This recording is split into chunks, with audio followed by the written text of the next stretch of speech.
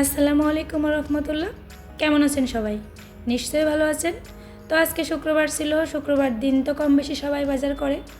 তো আমাদের একটু আজকে এক্সেপশনাল বাজার ছিল। মানে অনেক দিন থেকেই আমরা চেষ্টা করছিলাম যে চাঁদপুর থেকে ইলিশ আনাবো। তো ফাইনালি আমরা চাঁদপুর থেকে ইলিশ আনাইতে পারলাম। ঠিকঠাক সোর্স পাচ্ছিলাম না আসলে। সবাই বলে চাঁদপুরের ইলিশ, কিন্তু খাওয়ার পরে বুঝি আসলে কোথাকার ইলিশ জানি না, কোনো ফ্লেভার পায় না, কিছুই পায় না। যাই হোক, আমার হাজব্যান্ডের ডিপার্টমেন্ট থেকে সবাই মিলে ইলিশ আনিয়েছিল। তো আমাদের ভাগে 5টা ইলিশ পড়েছিল। 5টা ইলিশে মনে হয় 7 কেজি মতো ওজন ছিল, এবং প্রতি কেজি পড়েছিল মেবি 16 থেকে 1700 টাকা। এবং আমাদের পথ খরচ টরচ সব মিলিয়ে 10,000 টাকা একটু বেশি খরচ হয়েছিল। যাই হোক, এই যে দেখেন ইলিশের সাইজ, মাশাল্লাহ দেখতে অনেক সুন্দর। তো খাওয়ার পরে বুঝতে পারবো যে আসলে স্বাদটা কেমন, কারণ এখন ইলিশের স্বাদ ঠিকঠাক মতো পায় না।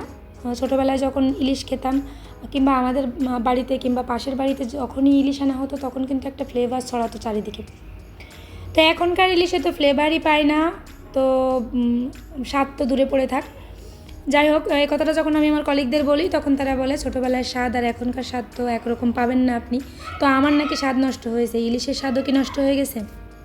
যাই হোক, এই যে ইলিশ দেখতে পাচ্ছেন, অনেক সুন্দর সাইজ সব কটার। 5টা ইলিশেরই মোটামুটি সুন্দর সাইজ ছিল। আর আজকের ভিডিওতে আমি চেষ্টা করব ইলিশ কেটে রান্না করে তারপরে আপনাদের দেখানো। যদিও অত বেশি আমি রান্নার ভিডিও করি না, কিংবা রান্না যে আমি মোটামুটি খুব ভালো পারি তা না, মোটামুটি পারি নিজেদের খাওয়ার মতো। যাই হোক, এই যে দেখুন, মাশাল্লাহ দেখতে তো অনেক সুন্দর লাগছে। তো এখন এই ইলিশ থেকে আমি 4টা ইলিশ ফ্রিজ আপ করে রেখে দেবো, আর একটা ইলিশ কাটবো। তো এখন এই ইলিশগুলোকে আমার প্রসেসিং করার পালা। আর এত বেশি প্রসেসিং করব না, কারণ যেহেতু 5টা ইলিশ খেতে খুব বেশি টাইম লাগবে না। আর যেহেতু আমাদের অ্যালার্জির প্রবলেম আছে, হয়তো 2-3 দিন পর পর ইলিশ খাবো। পরপর 2-3 দিন খাওয়া যাবে না, কারণ আমার অ্যালার্জির সমস্যা, মায়েশার অ্যালার্জির সমস্যা, মানহা আর বাবার অতটা প্রবলেম নেই। তো এখান থেকে 4টা ইলিশ আমি অত বেশি প্রসেসিং করব না, জাস্ট ডাবল পলি করে রেখে দেব। তো বারবার তাকিয়ে তাকিয়ে দেখছিলাম, আসলে ভালো লাগছিল এই কারণে যে এটা চাঁদপুরের ইলিশ, যদিও চাঁদপুর এখন বন্যায় প্লাবিত। তো যাই হোক, এই মাছটা কাটতে বললো আমাকে, তো এই মাছটা আমি আলাদা রেখে দেবো, এবং আর বাকি 4টা আমি এখন প্রসেসিং করে রেখে দেবো। তো মাইশাকে বলেছিলাম যে ভিতরে মোটা একটা পলি ছিল, ওটা ধুয়ে নিয়ে আসতে, কারণ ভিতরে ময়লা থাকতে পারে। এই মোটা পলিটা দিয়ে আমি এই 3টাকে পেঁচিয়ে রাখবো, এবং একটা পাতলা পলি ছিল, এবং ওটা দিয়ে একটিকে পেঁচিয়ে রাখবো আর কি। আর এই মাছটা তো আমি কাটবো, কেটে রান্না করব। আর একটু বলে রাখি, আসলে আমি বাসায় মাছ কাটতে পারি না। পারি না বলতে আমি বাসায় মাছ কাটি না, এজন্য আমার সব মাছই আপনার কেটে নিয়ে আসে বাইরের থেকে, ছোটো ছোটো মাছ যেগুলো থেকে সেগুলো ছাড়া। কারণ কি, এই যে মাছের আঁশ ছাড়াইতে গেলে মাছের আঁশ যদি একবার কোথাও লেগে যায়, এটা হাত দিয়ে না উঠালে উঠে না।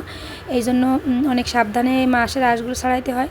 তো এই মাছটা কাটতে যেয়ে অলমোস্ট আমার অনেক জায়গায় হাত কেটে গিয়েছিল, কারণ এই যে যখন আমি এই আঁশগুলো টেনে টেনে এভাবে তুলছিলাম, তখন অনেক কাটা হাতে বিঁধে যাচ্ছিলো। যদিও ইলিশ মাছের 2-1টা কাটা, সেই কাটাই বিঁধে যাচ্ছিলো, তো অনেক জায়গায় আমার হাত কেটে গিয়েছিলো।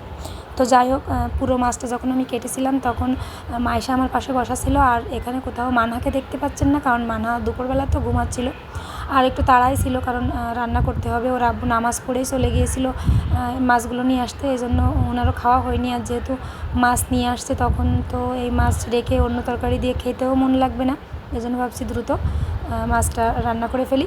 তো সবথেকে বড় কথা যেটা, আমি এই মাছটা জাস্ট একটা দুপুরবেলা ঝোল খেয়েছিলাম আমরা, পাতলা ঝোল, যেটা আমাদের গ্রামে আমরা খুব পছন্দ করি। অনেকে এই ইলিশ মাছের পাতলা ঝোলটা খায় না, কাঁচা মরিচ দিয়ে কাঁচা মাছ রান্না করা বলে।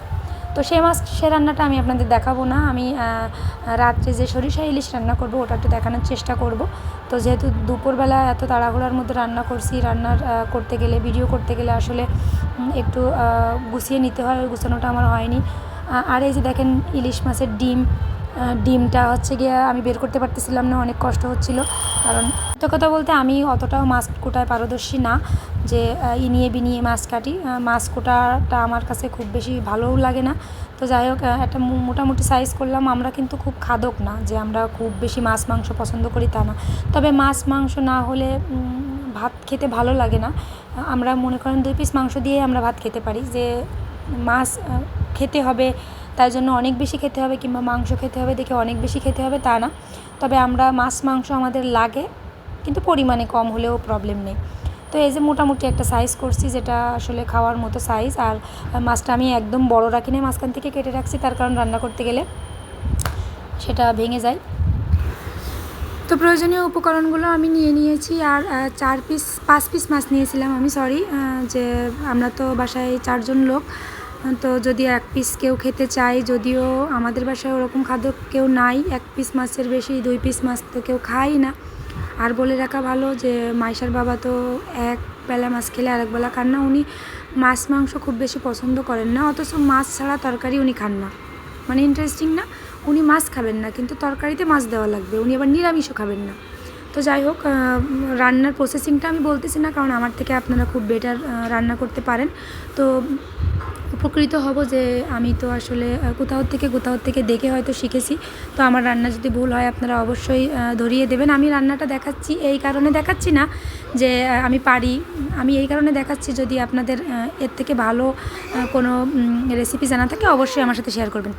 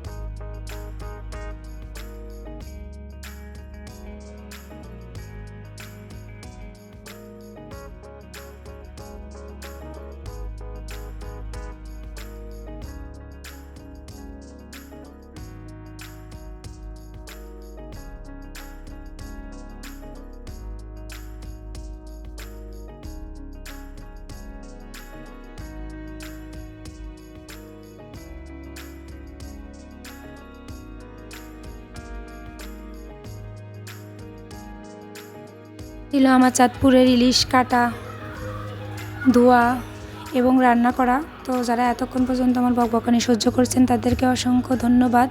এবং যারা ইউটিউব থেকে আমার চ্যানেলটা দেখছেন তারা অবশ্যই সাবস্ক্রাইব করে দেবেন, আর যারা ফেসবুক থেকে দেখছেন ফলো করে দেবেন। সবাই সুস্থ থাকুন, ভালো থাকুন, আমার জন্য দোয়া করুন এবং আমি সবার জন্য দোয়া করি। সবাই ভালো থাকুক, সুস্থ থাকুক।